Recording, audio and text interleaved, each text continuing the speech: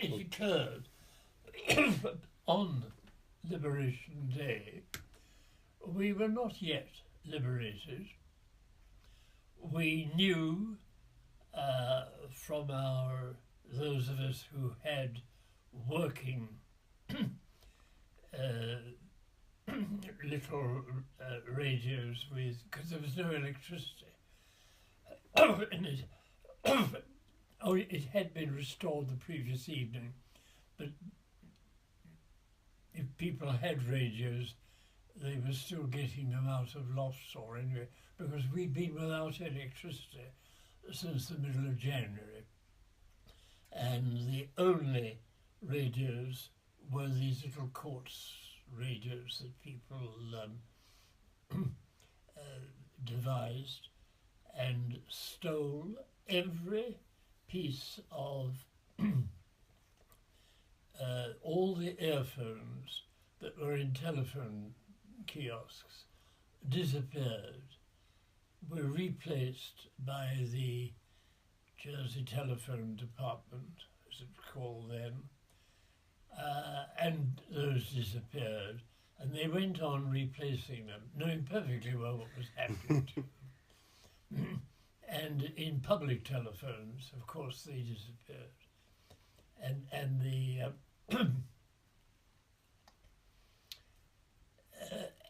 but we knew that that morning, just after 7 o'clock, a surrender of the whole of the Channel Islands had been signed on the British destroyer off St. Peter Port, but we had to wait until a destroyer came to Jersey.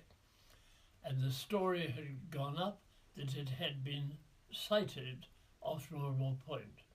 And there was great excitement, varying rumours as to where they might land.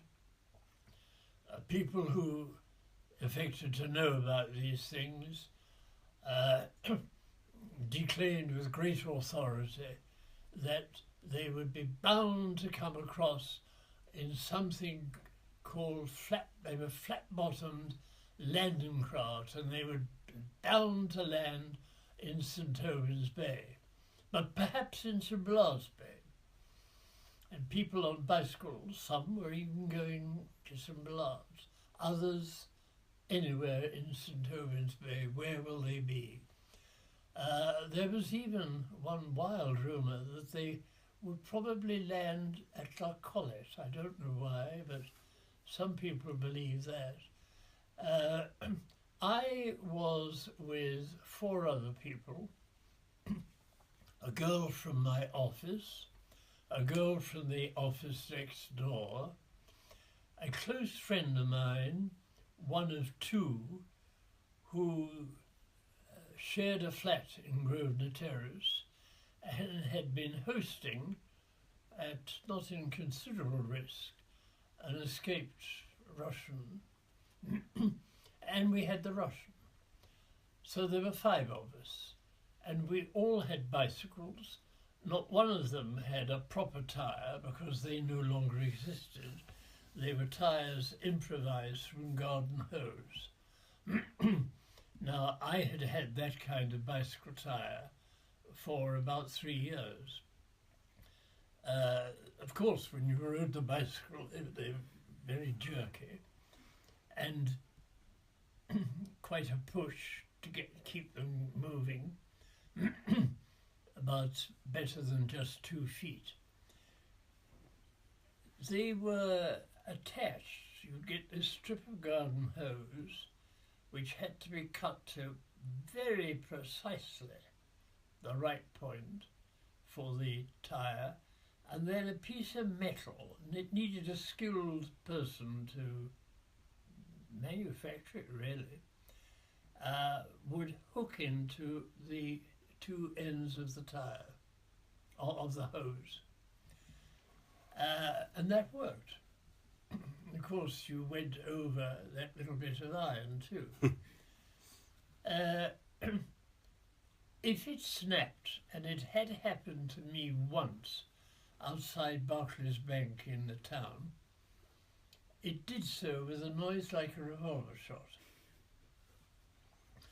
On May the 9th of 1945, the five of us had decided that we couldn't bother going to this beach or maybe that beach.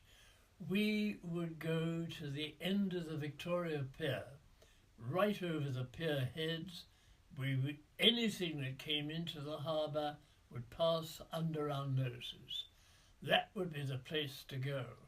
And that was accessible to the public for the first time in 5 years.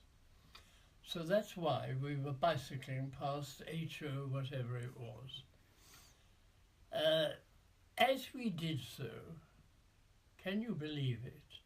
My tyre snapped with a sound like a revolver shot. And I can still see two people walking past, fling themselves to the ground. But more to the point, there were two German soldiers guarding this heavy metal doors to that tunnel, and they switched around with their rifles, pointing at me. And it went through my mind in a split second, as things do in a crisis. My God, how absolutely absurd if I were to die now, when we expect to be liberated, at least within the hour. The boat has been seen at Normal Point. That was one thing. And I stood up holding this useless piece of hosepipe tire. My friends glanced back, saw I was all right, gave a wave and hurried on. Well, they wanted to get good places on the pier heads. I will say that they did keep a good place for me. They were good. Not entirely forgetful. I got a wave from the Russian. and just, we're all right.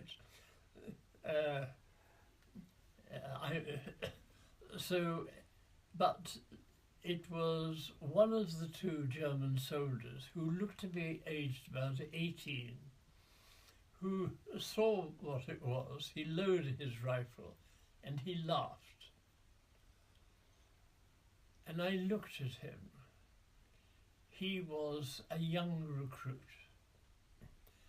And I couldn't help thinking, my God, you're 18. You were 6 years of age when Hitler came to power. All your education, all your knowledge has been absolutely one-sided, brainwashed. You had to join the Hitler Youth, you had to do whatever you did.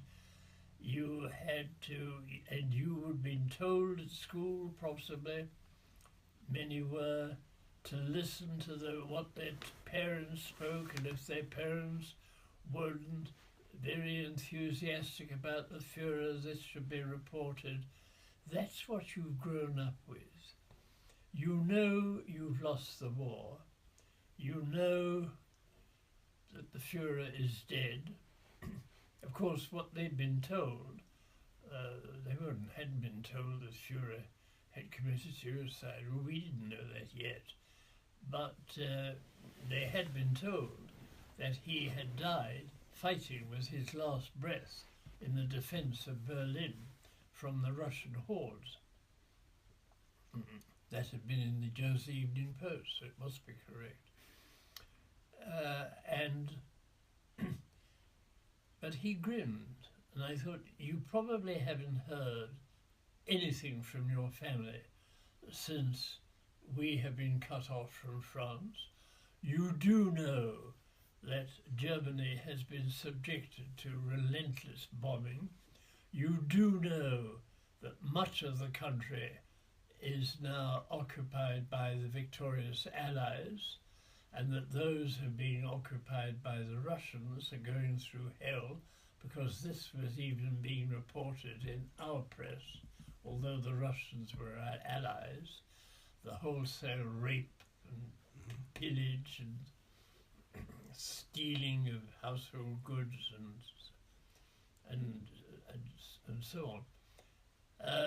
You don't know if your family is still alive, you don't know if your home is still standing. All you do know is that you're about to become a prisoner of war, and no one knows for how long. But you really have a quite pleasant peace. And you can still laugh at my temporary misfortune. For a split second, it was no longer. I almost felt like going over and take his hand. I didn't. I wish now I had, but I didn't. It was too soon. And what's more, the official surrender of Jersey had not yet taken place. Had we had a general in Jersey who was as fanatical a Nazi as the overall commandant who was in Guernsey was, that mightn't have happened.